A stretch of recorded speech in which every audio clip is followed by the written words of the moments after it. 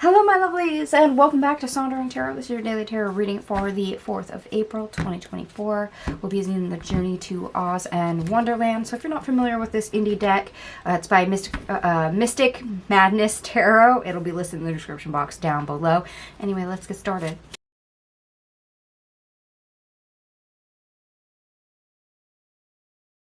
Alright, my lovelies, we have 1 ace and 5 major arcanas on the table. And the best part of your day, we're gonna get started. We start off with the Page of Swords, followed by the Page of Wands, the Page of Cups, the Moon, the Six of Swords, the Fool, the Nine of Pentacles, followed by the Ten of Pentacles, and the Ace of Swords. I actually kind of like this. We literally start off with 3 pages in 3 different suits. So even though we may not have everything, there's a new beginning. We're literally moving towards a new beginning or a fresh start that's showing up here. And in a way is showing up as kind of the light at the end of the tunnel. If that's an apt description.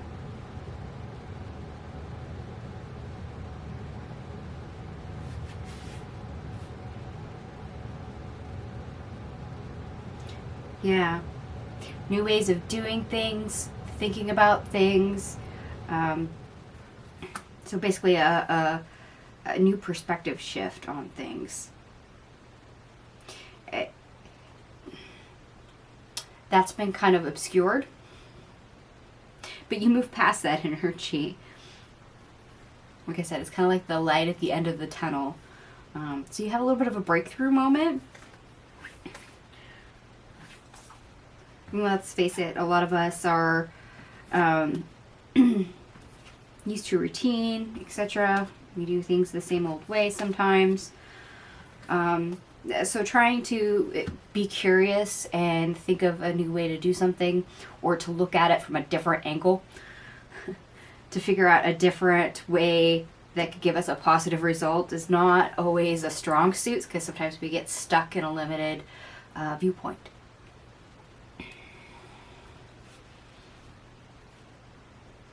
So the fact we have a chance to let go of that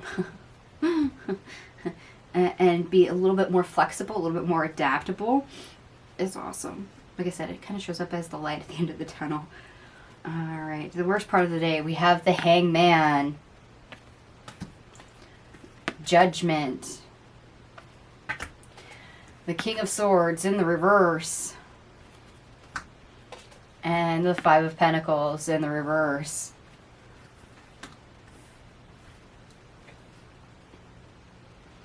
Yeah, that clarity that we saw here in the best part of our day, the Ace of Swords, that's literally what we're going to struggle with.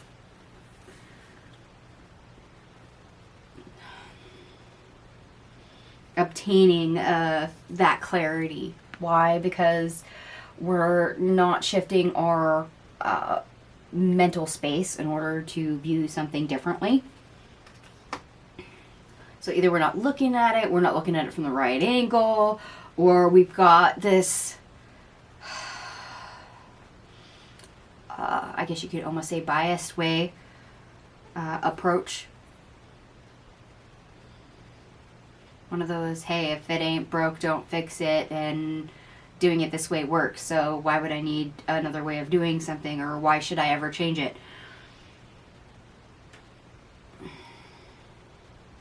I mean, that's not necessarily a bad thing. But it also doesn't give you a different result. And there's no chance for growth there. There's also things that are not going to be discovered simply because we're not focusing or approaching something with the right mindset. Hence why we have the Page of Swords, the Page of Wands, the Page of Cups, and the Moon card. All that newness is all hidden until the light at the end of the tunnel turns on. But turning it on and getting out of this King of Swords in the reverse energy is what you're going to struggle with. Yeah. Okay, so shifting our perspective. Not knowing that that is actually the most beneficial thing for us to do. And it could be that our mental escape is literally too busy. We might be distracted, we might be restless, we might be convinced that, you know, there's no other way to do something. So, like I said, why would I change it?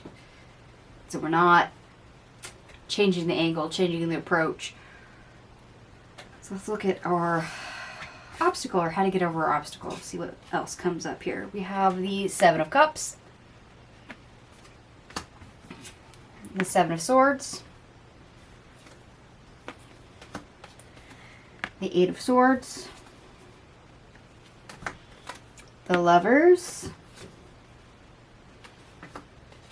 and the King of Pentacles, the Ten of Cups, the Five of Wands, the Queen of Swords, the Four of Pentacles in the reverse, the Page of Pentacles in the reverse, and the Nine of Swords. Okay. Remember what I said you had to turn the light at the end of the tunnel on? Yeah. All those avenues that are available to move forward, to get that a new start.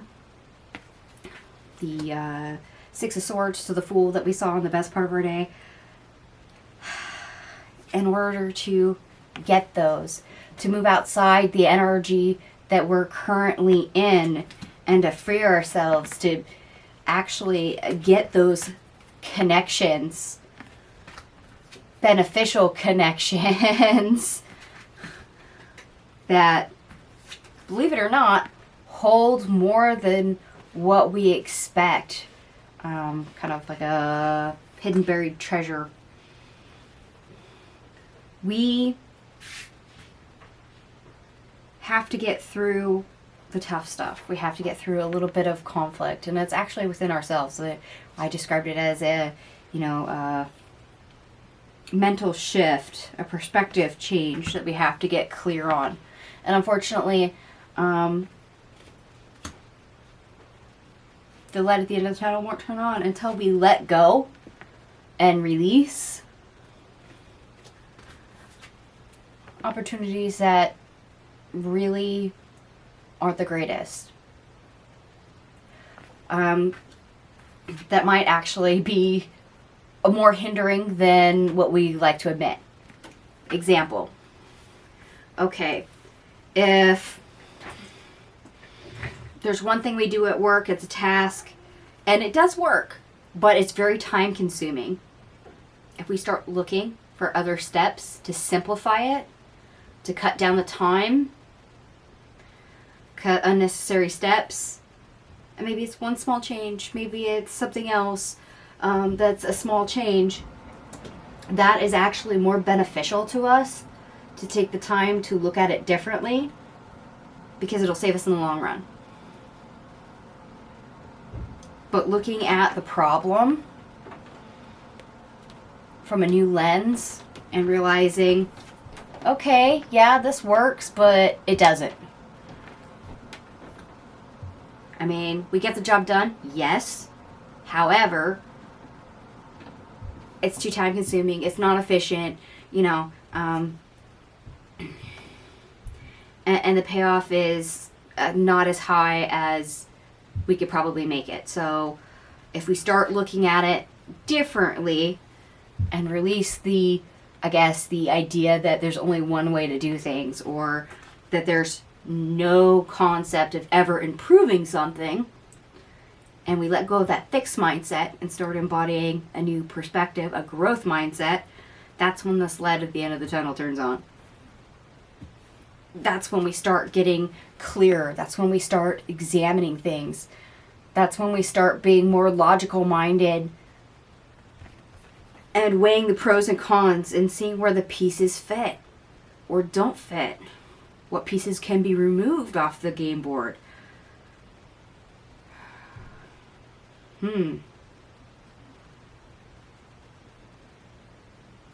Interesting.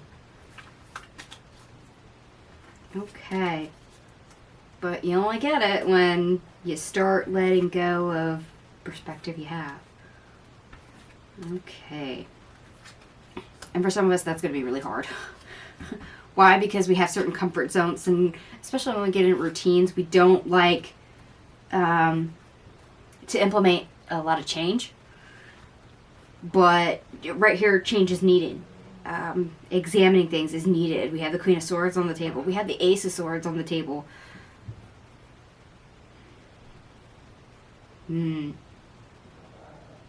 Yeah. I hope this works for everyone. I did add up all your cards. Everything here adds up to 144, which reduces to 9. Spirituality and completion. Yeah, you might actually be able to complete something faster or more efficient or with a bigger payoff if we just change our approach a little bit. Be more flexible. Be more adaptable. You know, turn on the light at the end of the tunnel. See your way out and find a better way rather than stumbling around in the dark, and we'll get there eventually. You know, instead, we'll cut to the chase and we'll get there quickly. Oh, that's right. We have the Nine of Pentacles and the Nine of Swords on the table. And with the numerology, that's 999 showing up. So perhaps some of you may see the full synchronicity of 999. And for those of you that do like the astrology portion, Moon in Aquarius squares Uranus and Taurus. Restlessness might try to get the better of you. Try to avoid it. Work on small changes. Get to the core of where the restlessness is coming from. Or in this case, more of what's interrupting your focus, your concentration, your thought process. Simply because when you do that, you'll be able to open up different avenues. Aha, right. Release the perspective of there's only one way of doing things. That there's no need for improvement, etc. Toggle your brain so you get that light at the end of the tunnel to turn on. Alright, I'm going to stop babbling now. And if this resonated for you, by all means, my lovelies, give me a big thumbs up. Let me know you resonate with the reading. Thank you so much for watching, and I'll see you guys tomorrow. Bye.